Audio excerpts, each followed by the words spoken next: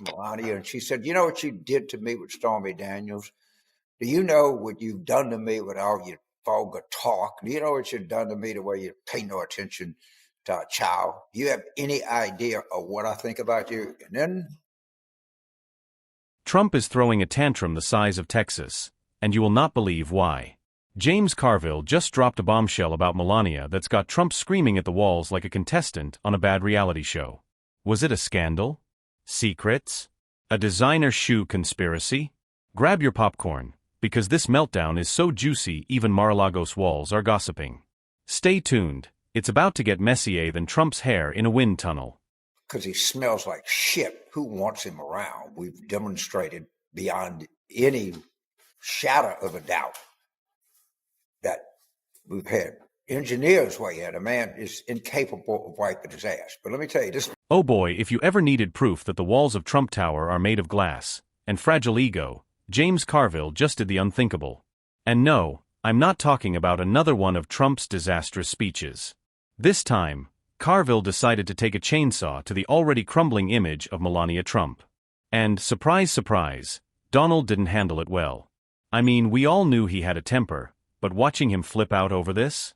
It's like watching a toddler being told, no more candy. Hilarious, yet sad at the same time. And so one of the things that we know for sure is Donald John Trump stinks. In other words, he smells like shit. There's any number of people who have reported this to us. And of course, everybody heard him fart in the courtroom. And we have extrapolated from that a belief that the reason he stinks so much is he farts and shits in his pants, or whatever. Juicy. Let's break this down. We all know James Carville, the guy who spent his life shaking things up and causing a ruckus. For those of you who might be blissfully unaware, Carville is a political strategist who helped Bill Clinton rise to the presidency. But since then, he's made a career out of mocking Republicans in the most brilliantly venomous way possible.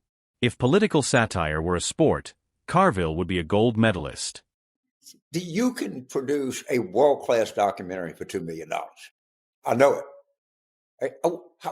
You couldn't spend $40 million on a documentary if you tried 10 times harder to do it. So where's the money going?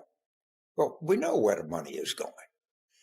And to Bezos, who's worth, I don't know, $400 billion or something, this is all chump change. But here's the thing, he's not just mocking anyone. He's directly aiming his verbal sniper rifle at the Trump family. And this time, he didn't miss. Now let's set the stage. Trump, for all his bluster about being this tough macho businessman, has always had a soft spot for one thing: image. Whether it's his hair, his empire, or his perfect marriage to Melania, Trump thrives on the illusion of success. There, they're paying her $40 million. And I don't know, somebody better look into this, but they could make a documentary on the history of the universe and couldn't spend $40 million. Is every time you think it's bad, it gets worse. If you're enjoying this, please subscribe. If you've spent 5 minutes following him, you know that the Trump brand is essentially just an expensive filter, designed to make everything look shiny, even when it's crumbling on the inside. But what happens when someone like Carville starts poking holes in that perfectly manicured facade? You get Trump going absolutely bananas. I'm talking full-on, rage-filled meltdown, probably louder than any of his golf course tantrums. So, what exactly did Carville say to send Trump spiraling into orbit? Nothing too subtle. In his typical no-holds-barred style, Carville suggested that Melania Trump was about as invested in her marriage to Donald as a stockbroker is in a market crash. Ouch, right? Carville didn't just throw a little shade, he dropped the entire shade umbrella on Trump's head. The implication was clear: Melania's loyalty to Donald isn't out of love. It's probably more like a business deal with an expiration date. And honestly, could anyone really argue with that?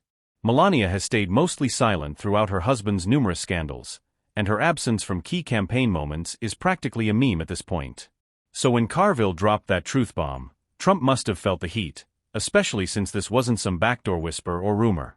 No, this was a public call-out.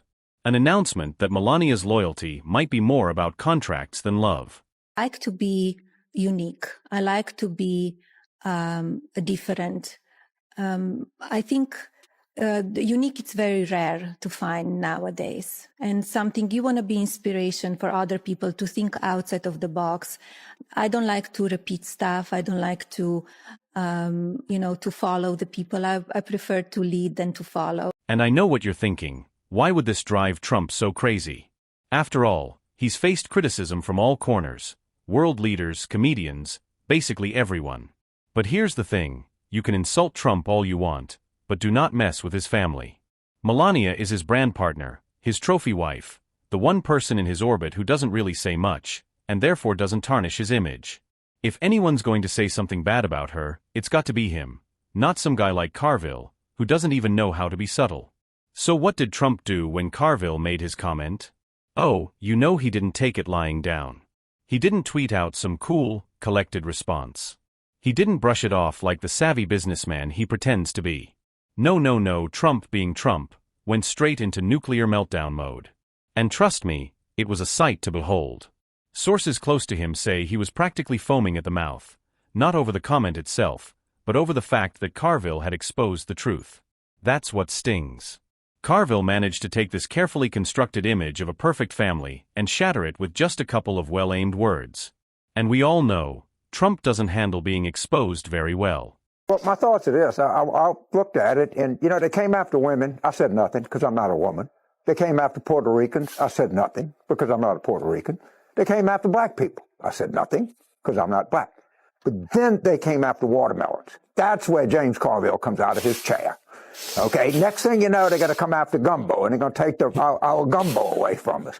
It was so disgusting. It's like he has this uncontrollable need to appear flawless, even when the cracks are as wide as the Grand Canyon. I imagine Trump pacing around Mar-a-Lago, muttering to himself about how unfair it is for Carville to expose his personal life like that. I wouldn't be surprised if at one point he called up Melania, demanding an explanation. Why haven't you already been out there defending me? Why don't you get on Twitter and tell everyone how much you love me? What are you doing, looking at paintings again? But here's the real kicker, this meltdown? It's all on brand for Trump. We've seen it before. Remember when the media dared to ask about his relationship with Melania? Remember the stony silence and the awkwardness of those moments?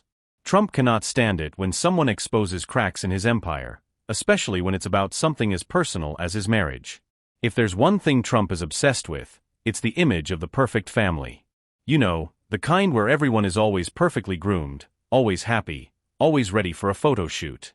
And I think she's got this piece of barbed wire and is sticking it right up his fat skin ass. Yeah, that's right. You think about this. Going in and out. And he's begging, oh, you have any idea of what I think about you? And then, well, thank you. And I just want to give a what do you call it, a trigger warning here.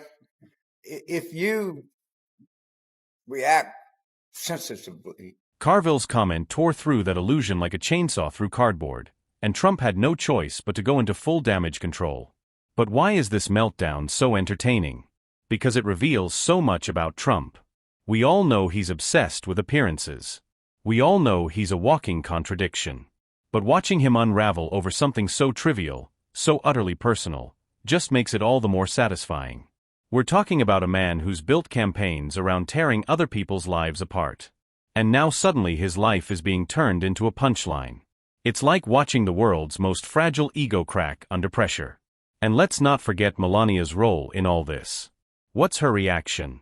Well, if history tells us anything, Melania is probably sipping champagne on a private beach somewhere, thinking about how she'd rather not be involved in this circus. The woman is the queen of silence. And if she's got anything to say about Trump's latest tantrum, it's probably just a few whispered words to her lawyer. Honey, we really need to rethink this whole marriage thing. She might say that while casually scrolling through her phone, looking at anything but Trump's antics. At this point, it's almost like she's the ghost of Melania Trump, a barely there presence that no one really knows much about, except that she probably owns a lot of expensive handbags.